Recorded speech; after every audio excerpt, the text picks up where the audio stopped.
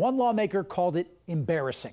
Another wants to revamp the entire system after 10 investigates month-long investigation into robocalls. I'm Ryan Bass. Thanks for joining us for our special Stop the Calls. Our team initially started this investigation to look into what officials and you, the consumer, can do to stop the calls. It started out with a telephone call from a El Paso area code, and he identified himself as a DEA agent and said that they were working on some international trafficking ring and that they needed her help. It was a phone call to his loved one. He had given her a badge number. He had warned her not to talk to anybody else about this. It was so convincing. How you can say that this is a scam? They paid the person on the other end of the line $900. Get yourself out from this case. Otherwise, I will find you anyhow and I will shoot you, okay? Better you just keep yourself away from this matter. How many times would you say these people called her within a period of 24 hours even? She said that they called her 6-8 times a day until we got the phone shut down. And that's part of it, you know, they just badger them.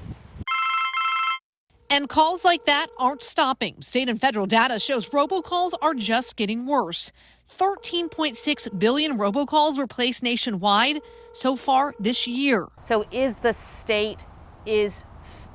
federal level doing enough to stop these calls? And that's why I'm always pushing folks to report these calls. They seem like a nuisance. We don't want to do anything about it, but be part of the solution and report them. Florida Attorney General Ashley Moody says she's made it a priority to crack down on these unwanted calls.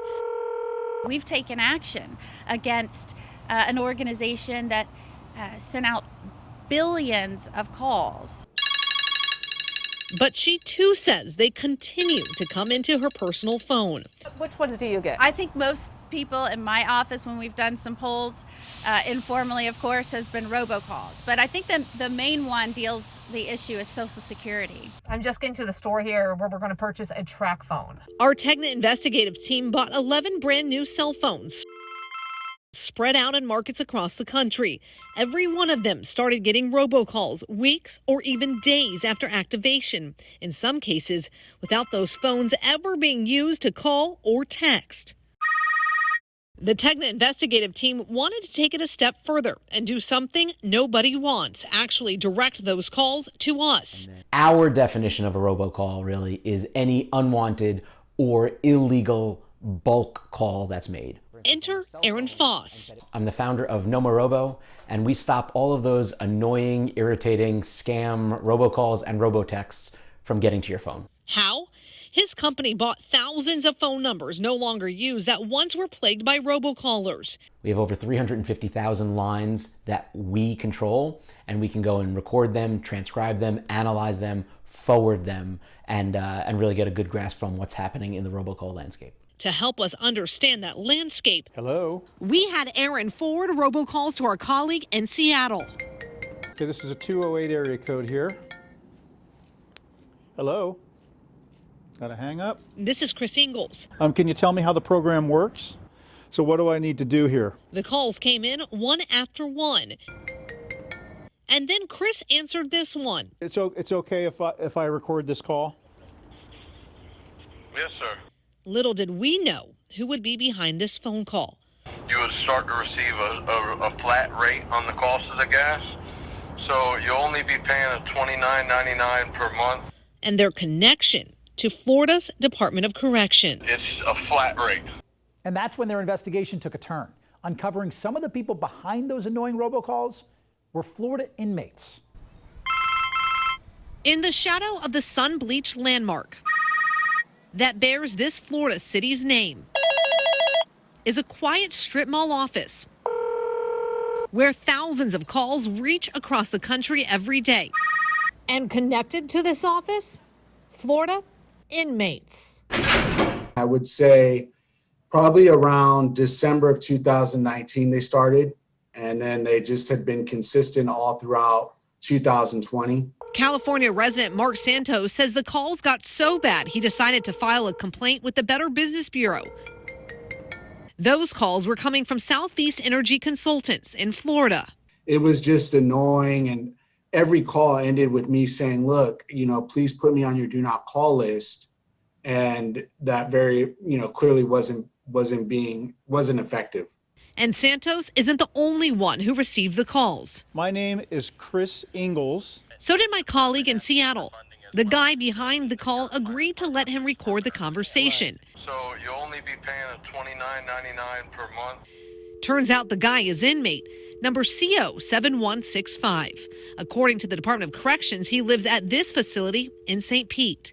Our cameras showed up at the facility several mornings to find people walking from the DOC site into Southeast Energy Consultants.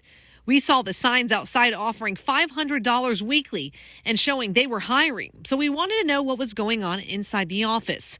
On the other side of these doors, we found a typical reception area when we walked in, and in the back of the building, cubicles where dozens of employees could be seen on phones. 10 Investigates discovered Southeast Energy Consultants in Pinellas Park is making calls to gas and electric customers in deregulated states like California and Texas. They don't call Florida residents because our power can only be owned by utility companies. Did you get hung up on a lot? Yes, I did. That takes a toll on you? Yes. This woman is a former employee at the facility who tells us in 1 week she could make up to $500, but that was based on the amount of sales she made. How many phone calls do you think you were making a day? Oh, over like 200, 300 calls a day. I got cursed out a lot. I got hung up on a lot. I got a lot of not interested.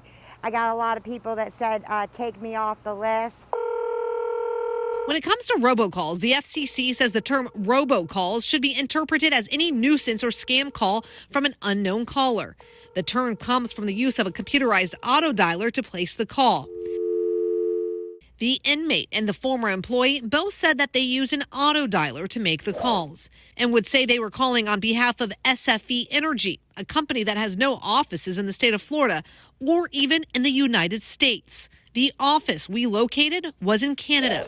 So did you ever find it weird that you were saying a different company when you called them? Yeah, I just didn't question it. We put in a request with the owners of Southeast Energy Consultants to speak with us, but they never agreed to sit down. They sent us this statement in an email. We have always complied in accordance to all local, state, and federal laws pertaining to our industry, including robodialing and do not call, and take them very seriously. So who is responsible for these inmates? We wanted answers from the Department of Corrections, who is overseeing the work release jobs. Are the rules being followed? If we had 5 minutes, we could sit down and you could tell us about these inmates. Is the state cashing in on the calls many of you want to see stopped? Is there anybody there, even if it's not Secretary Inch, if it's one of you guys that would sit down with us? 10 Investigates wanted to know how much the state was making on these calls. Can you tell me how the program works? We told you how 10 Investigates started looking into That just sounds too good to be true. the unwanted calls coming to your phone.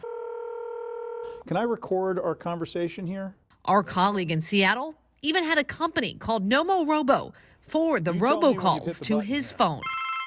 So you can save me money on my PG&E bill? The person on the other end of that call let us record the conversation. You would start to receive a flat rate on the cost of the gas. Turns out that person is DOC inmate number CO7165. We tracked him down after we ran his name through the Department of Corrections website and found out that he lives at this DOC facility. Now, for this part of our story, we head north to Florida's state capitol and the front steps of the Department of Corrections in Tallahassee, hoping for an interview with the head of the department, Secretary Mark Inch. So we're at Department of Corrections. We were seeing if Secretary Inch did have 5 or 10 minutes to talk to us. But that's as far as we got. Anybody there, even if it's not Secretary Inch, if it's one of you guys that would sit down with us? We asked for nearly a month to sit down with them. At one point, they sent us this statement saying inmates eligible to participate in community work release programs work at paid employment sites in the community during their transition from incarceration to becoming returning citizens. 10 Investigates catching some inmates heading from their work release facility in St. Pete to this office.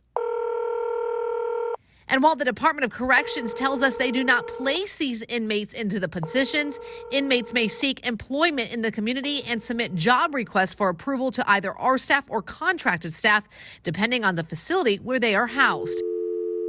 We did learn the Department of Corrections is cashing in on these work release inmates' jobs with automatic deductions from their checks.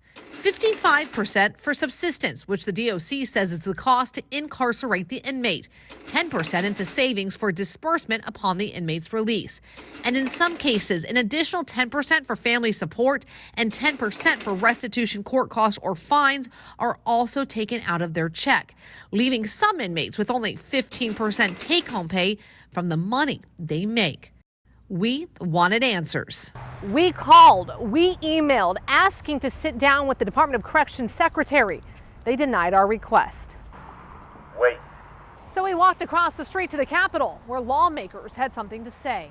We can't get DOC to talk to us. Are you going to try and have a conversation with them to see what's going on? I think this is part of a much broader conversation about work release and how we should be talking to employers from around the state and encouraging and incentivizing employers to actively utilize DOC work release inmates to help them gain skills, because ultimately these are individuals who in 3 to 6, 9 months are going to be released, and we want them to have skills so that they re-enter they re-enter Florida and are able to compete in the workforce.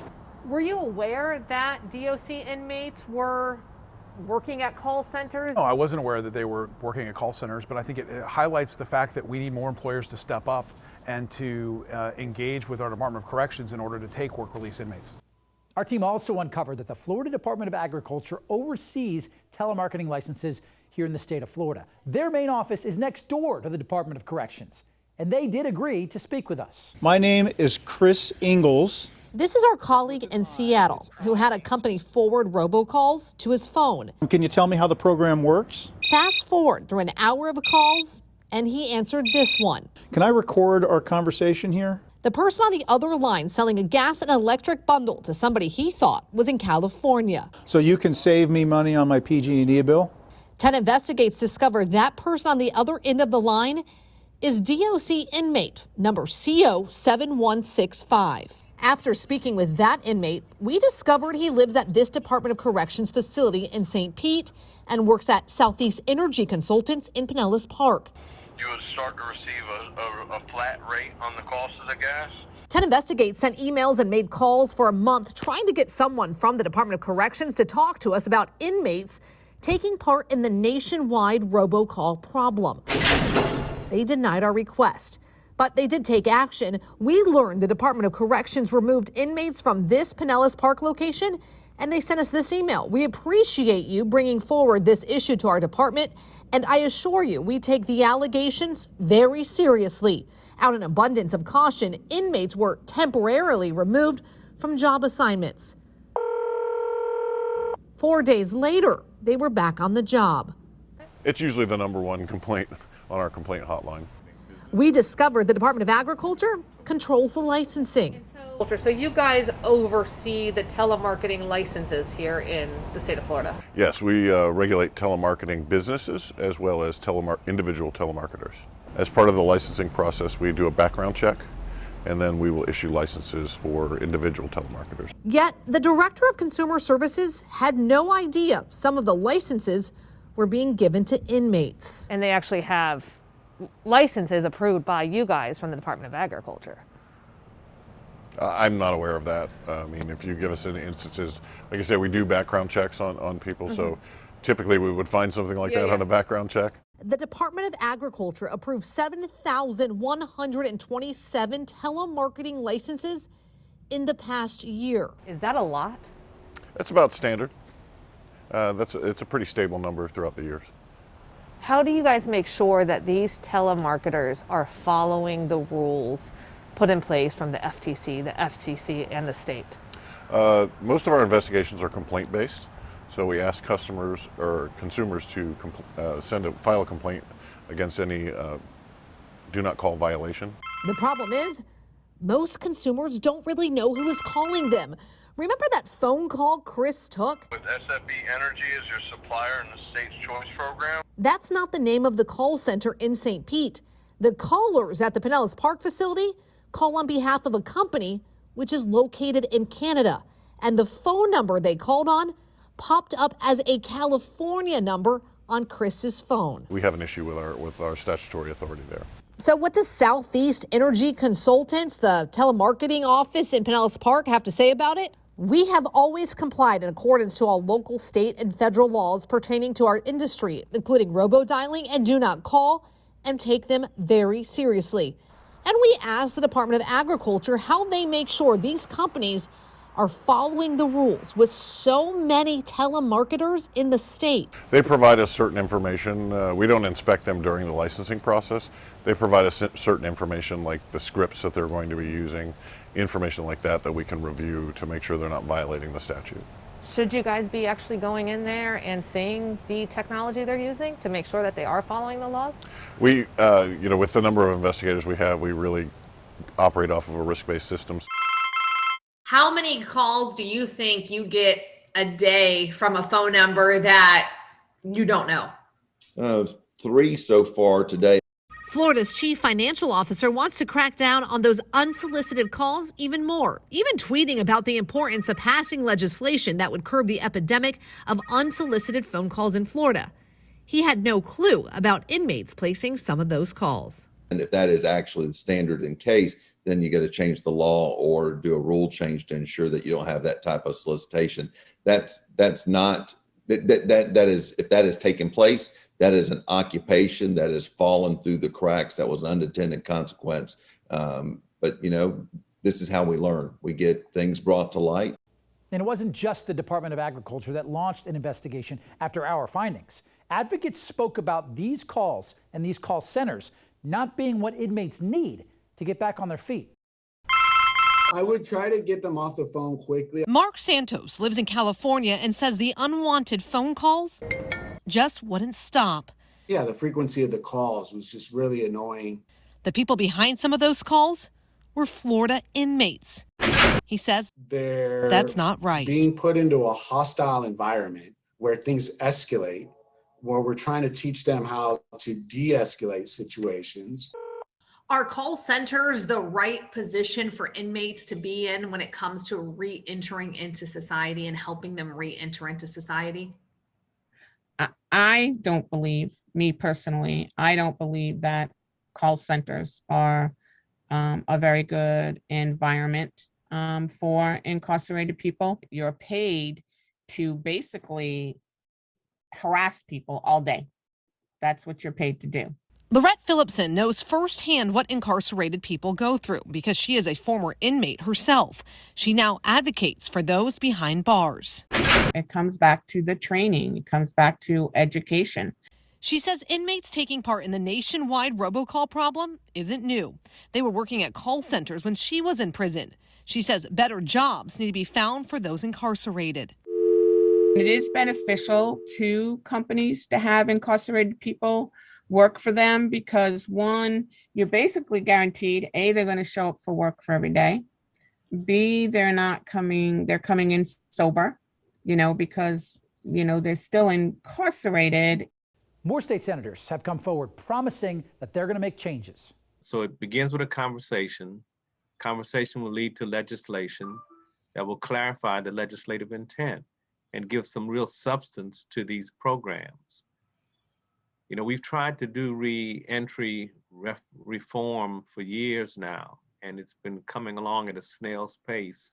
We probably need to pick it up based on this story. And while lawmakers work to stop the calls, we found consumers fighting back themselves against those making the illegal robocalls. Millions of robocalls a day, bugging the heck out of hold on a second. Yeah, that's definitely not getting answered.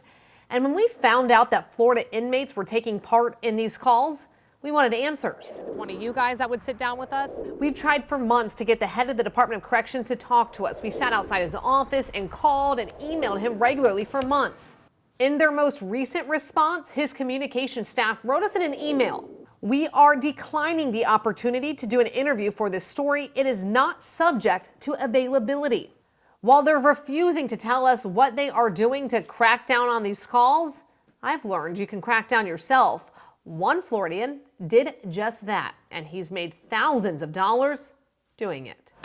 This is my first one. This is $3,000. Adam Ward is making money, lots of it. He's paid off his credit cards. Next purchase, either something sportier. And is already making plans for his next big purchase. I've been wanting to get a new car for a while. And it may be coming sooner rather than later. I should be settling another this week for between 8 and 10. So 8 and 10,000. So $22,000. Yep. All because you had enough with these robocallers. Had enough. Wanted to make them rethink it. Wanted to hit them in the wallet, make them pay. Make them pay? Let's rewind that. Wanted to hit them in the wallet, make them pay. Yep, you heard that right. Them, believe it or not, are those companies behind some of those unwanted calls to your phone. The Telephone Consumer Protection Act of 1991 allows penalties each time a company violates the National Do Not Call Registry, uses automatic dialing systems, or pre-recorded messages in an illegal manner. The federal government uses the law to target harassing telemarketers in rare cases. But more importantly, the TCPA allows citizens to file lawsuits against telemarketers who may make tens of thousands of automated calls on any given day. It's just such an annoyance. This is where Doc Compton comes in. But the easiest thing is to just go to the website, robocalls.cash. That's where you will find the Turning Robocalls into Cash kit. It costs $47 and includes a sample demand letter you send to the companies calling you, letting them know that they are breaking the law. Essentially, you have to take the call. You have to talk to the caller, get them to give you a little bit of information. The types of information that you're going to try and get out of the caller varies depending on the types of calls that you're getting, who it is that's calling, when they're calling, and so on. From there, use the template demand letters that we provide in the kit. It's basically fill in the blanks, send it off, and believe it or not, these guys want to negotiate.